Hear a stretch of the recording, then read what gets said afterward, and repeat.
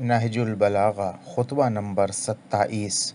اس خطبے میں حضرت امیر المومنین علیہ الصلاۃ والسلام ارشاد فرماتے ہیں، جہاد جنت کے دروازوں میں سے ایک دروازہ ہے جسے اللہ نے اپنے خاص دوستوں کے لیے کھولا ہے۔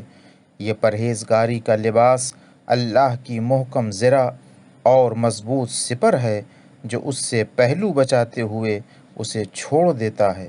خدا اسے ذلت و خواری کا لباس پہنا دیتا ہے اور مصیبت و ابتلا کی ردا اڑا دیتا ہے، اور ذلت اور خواریوں کے ساتھ ٹھکرا دیا جاتا ہے، اور مدہوشی و غفلت کا پردہ اس کے دل پر چھا جاتا ہے، اور جہاد کو ضائع و برباد کرنے سے حق اس کے ہاتھ سے لے لیا جاتا ہے۔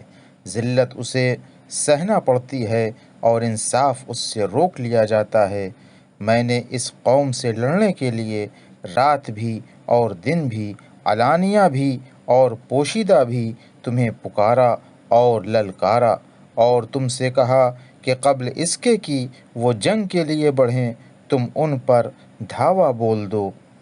خدا کی قسم، جن افراد قوم پر ان کے گھروں کے حدود کے اندر ہی حملہ ہو جاتا ہے وہ ذلیل و خوار ہوتے ہیں، لیکن تم نے جہاد کو دوسروں پر ٹال دیا اور ایک دوسرے کی مدد سے پہلو بچانے لگے، یہاں تک کہ تم پر غارت گریاں ہوئیں اور تمہارے شہروں پر زبردستی قبضہ کر لیا گیا۔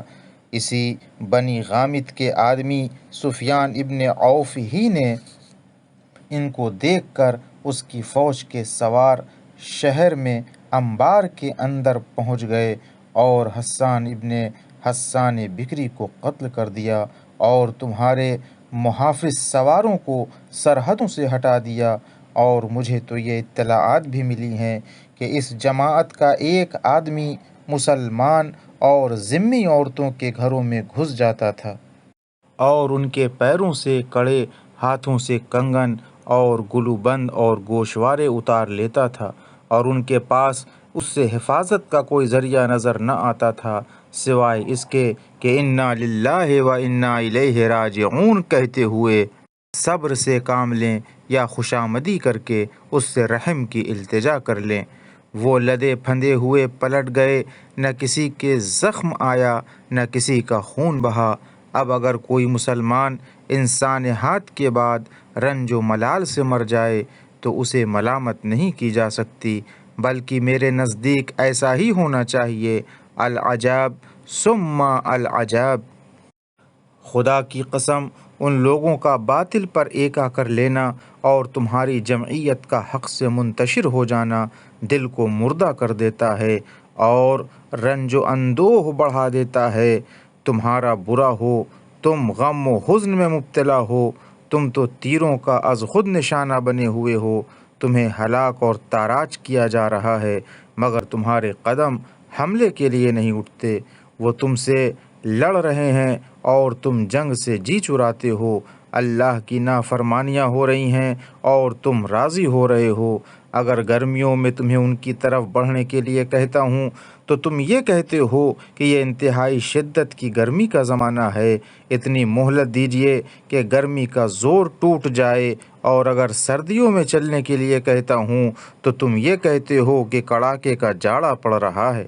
اتنا ٹھہر جائیے کہ سردی کا موسم گزر جائے۔ یہ سب سردی اور گرمی سے بچنے کے لیے باتیں ہیں۔ جب تم سردی اور گرمی سے اس طرح بھاگتے ہو تو پھر خدا کی قسم تم تلواروں کو دیکھ کر اس سے کہیں زیادہ بھاگو گے۔ اے مردوں کی شکل و صورت والے نامردوں، تمہاری عقلیں بچوں کی سی اور تمہاری سمجھ حجلہ نشین عورتوں کی مانند ہے۔ میں تو یہی چاہتا تھا کہ نہ تم کو دیکھتا نہ تم سے جان پہچان ہوتی، ایسی شناسائی کہ جو ندامت کا سبب اور رنج و اندوہ کا باعث بنی ہے۔ اللہ تمہیں مارے، تم نے میرے دل کو پیپ سے بھر دیا ہے اور میرے سینے کو غیظ و غضب سے چھلکا دیا ہے۔